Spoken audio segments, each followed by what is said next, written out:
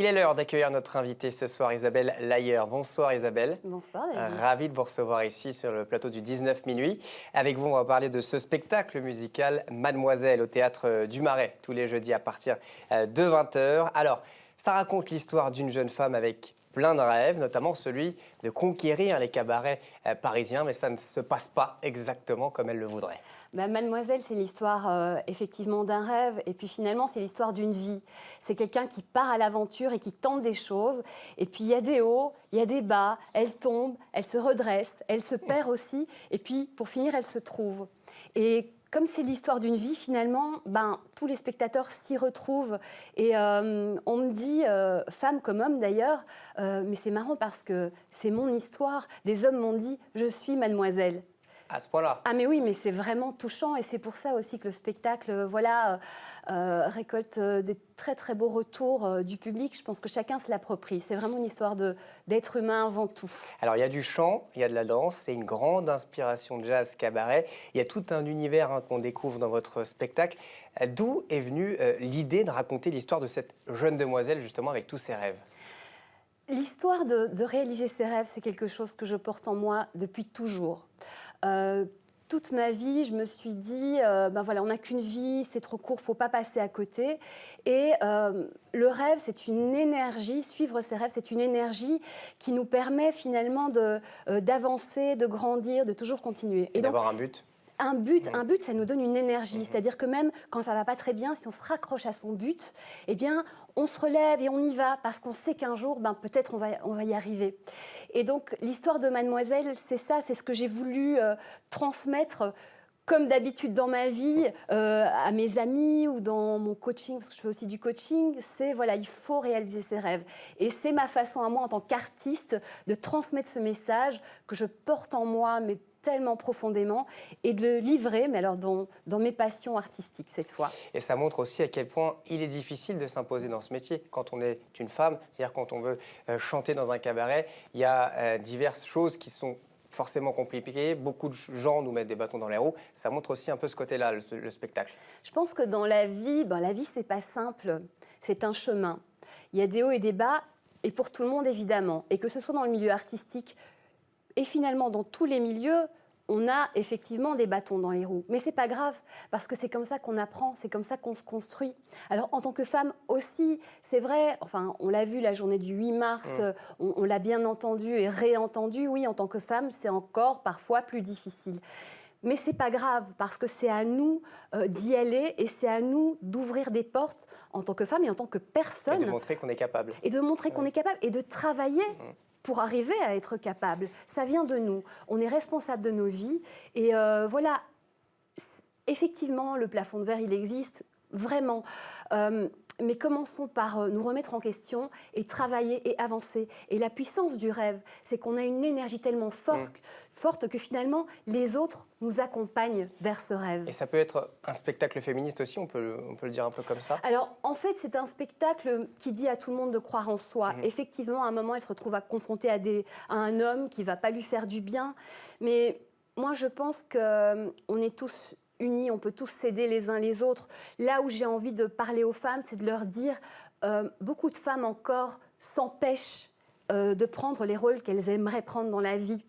Mais ça vient d'elles en premier. Oui, elles s'auto-limitent. Elles s'auto-limitent, vraiment. Moi, je vois ça, mais tout le temps. Et il y a toujours des excuses et il y a toujours quelque chose. Effectivement, dans la vie, parfois, c'est plus difficile pour les femmes. Mais déjà, prenons notre destin en main et allons-y. Mais je ne veux pas séparer les hommes et les femmes parce qu'on a tous des choses à faire ensemble et il faut qu'on se soutienne tous ensemble. C'est un beau message en tout cas, et on retrouve dans ce spectacle du Peggy Lee, du Marilyn Monroe et autres Frank Sinatra, des chansons que vous avez vous-même retranscrites en français, et le résultat est assez bluffant. C'est vrai que ce n'est pas commun aujourd'hui. Pourquoi avoir choisi cet univers un peu jazzy? Bon, ça, c'est vraiment mon univers de passion. Jazz, cabaret, comédie musicale. Et ces chansons-là, elles m'accompagnent depuis longtemps. C'est des chansons qui sont, pour moi, exceptionnelles de par leur musicalité, mais aussi de par leur texte. Elles sont ou hyper glamour, ou hyper mordantes, ou hyper drôles. Et elles sont intelligentes avant tout.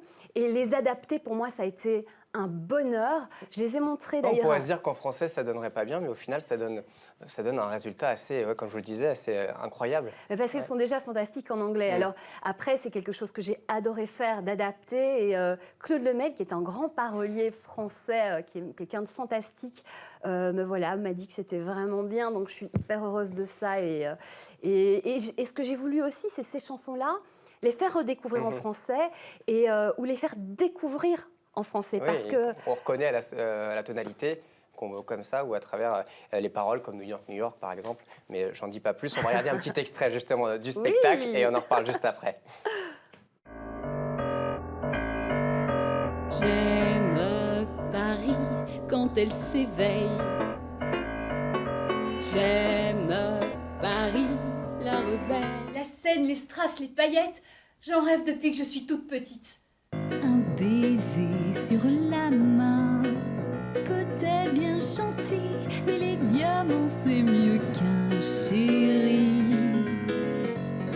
À présent, tous les soirs, je chante et je danse sur la scène du Cabaret Bleu. J'aime Paris. La danse, le chant, c'est quelque chose qui vous passionne depuis toute petite. Pourquoi vous avez attendu aussi longtemps avant de vous lancer dans cette aventure?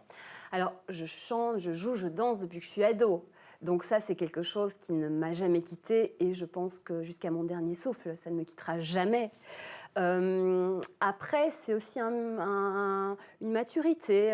Il m'a fallu du temps aussi pour je pense, être prête à y aller parce que... Et prendre confiance en vous? J'ai toujours eu confiance, ça c'est une de mes forces. Après, c'est le spectacle m'est apparu un jour et j'ai commencé à l'écrire. Je ne pensais pas me retrouver seule sur scène un jour et porter ce message. Et puis je pense qu'à un moment, à force de partager des choses avec d'autres, j'ai eu envie aussi de dire mes propres messages et de transmettre mes propres messages. Partager. Oui, de les partager. Est-ce que j'adore partager le message des autres et de travailler avec d'autres et donner le meilleur pour transmettre le message des autres. Mais il était temps pour moi, ce message de croire en la vie, en ses rêves, que je porterai aussi jusqu'au bout, il était temps pour moi de le porter.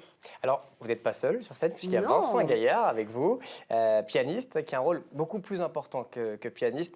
C'était quelque chose de primordial pour vous, qui est quelqu'un qui vous accompagne au piano à côté de vous dans ce spectacle. Alors avant tout, c'est une énorme chance de travailler avec Vincent Gaillard, qui est un excellent pianiste, un excellent comédien et qui a fait tous les arrangements musicaux.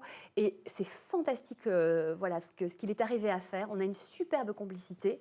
Et en fait, c'est Philippe Davila, notre metteur en scène, qui a fait un travail aussi, mais d'une subtilité, d'une intelligence, mais exceptionnelle sur Mademoiselle. En très peu d'espace, c'est vrai, vous avez à combler la scène et à transmettre tout ce que vous voulez. On sent un peu qu'il y a différents paysages à travers la scène et c'est très petit et c'est vrai que la mise en scène est assez exceptionnelle. Oui, Philippe est arrivé à finalement créer plein d'univers et comme on part en voyage avec Mademoiselle dans des tas de situations, les spectateurs me disent mais c'est dingue parce que c'est vrai que la scène n'est pas grande mais on a l'impression qu'on est dans plein d'endroits différents et que finalement cette scène est géante. Et ça c'est toute l'intelligence et la subtilité de notre metteur en scène Philippe Davila qui nous a donc présenté Vincent et moi et voilà, ça a tout de suite pris, on est passionnés par les mêmes choses. On avait vraiment envie de porter ce message. On est une super équipe. On a été rejoints dans l'aventure par Hervé Compan, le directeur du Théâtre du Marais qui nous produit et qui est, comme on dit, tombé en amour avec le projet. Et c'est avant tout une belle histoire d'amitié. Et on est ensemble sur un chemin. On est hyper heureux de partager ce chemin-là et de pouvoir le partager aussi maintenant avec le public qui nous le rend mais merveilleusement bien. Et oui, parce que ça a été prolongé jusqu'à la fin du mois de mai. Et après ce mois de mai, qu'est-ce qu'on peut espérer pour Mademoiselle? Une suite à ce spectacle ou un autre spectacle en cours d'écriture? Alors, déjà, après le mois de mai, on a le Festival d'Avignon qui nous attend. On a eu l'énorme chance d'avoir une proposition du Pandora. Ludivine qui a eu un coup de cœur pour le spectacle et qui nous a dit voilà, vous êtes mon spectacle de 22h30 au Pandora à Avignon, venez. On a fait avec plaisir, donc on part dans l'aventure d'Avignon, voilà. Incroyable. Et puis l'idée... Aujourd'hui, Mademoiselle, elle doit encore grandir, déployer ses ailes et j'ai tellement envie de la partager. On a tous tellement envie de la partager. On la joue à Paris, aujourd'hui, demain à Avignon. Et puis, l'idée, ce serait de partir dans toute la France et d'aller la partager avec tout le monde. Ça parle à tout le monde. C'est une histoire de croire en soi et en ses rêves. Ça parle à tout le monde. Eh ben, on l'espère en tout cas pour vous, Isabelle Layard. Merci beaucoup Merci d'avoir infiniment. été avec nous sur ce plateau. Je le rappelle donc, hein, Mademoiselle, tous les jeudis au Théâtre du Marais à partir de 20h. C'était la fin de cette édition. On se retrouve un peu plus tard pour un nouveau journal. En attendant, voici la suite des programmes sur Non Stop People. À tout à l'heure.